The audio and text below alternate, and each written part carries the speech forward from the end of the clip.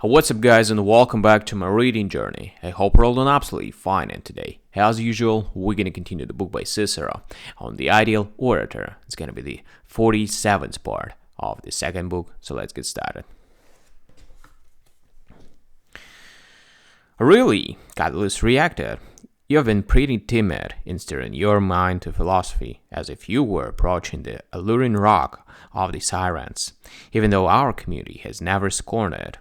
To start with, Italy was once full of Pythagoreans, at the time when Greater Greece was part of our land. Because of this, some people even say that our king Numa Pompilius was a Pythagorean, though he lived many years before Pythagoras.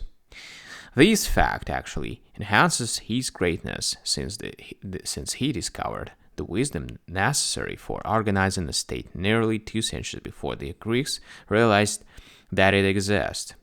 Also, this community has certainly produced none of more splendid renown, of more venerable authority, or more refined humanity than Scipio Africanus, Gaius Laelius, and Lucius Furius, and they were always openly in the company of the most learned men from Greece. I often heard them say that the Athenians, when sending ambassadors to the Senate about important concerns of their own state, provided both them as well as many other leading statesmen great pleasure by choosing the three most celebrated philosophers of the age: Carneades,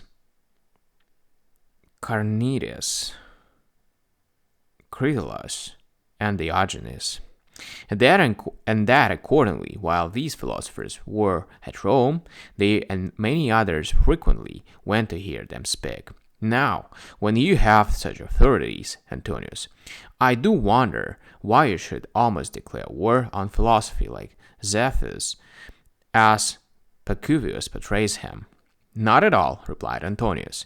I have decided rather to philosophize like Neoptolemus does in Ennius' play, only a little, for doing so thorough doesn't seem right. At any rate, this is my opinion, which I thought I had explained. I do not disapprove of such pursuits, provided they are not carried to excess.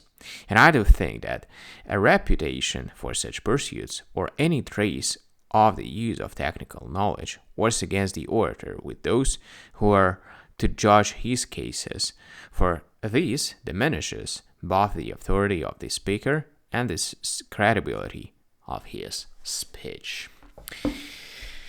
Alright, guys, so we've done with another part, and we're going to continue the next one, but tomorrow. Thank you for joining me today in this reading session. See you tomorrow. Bye.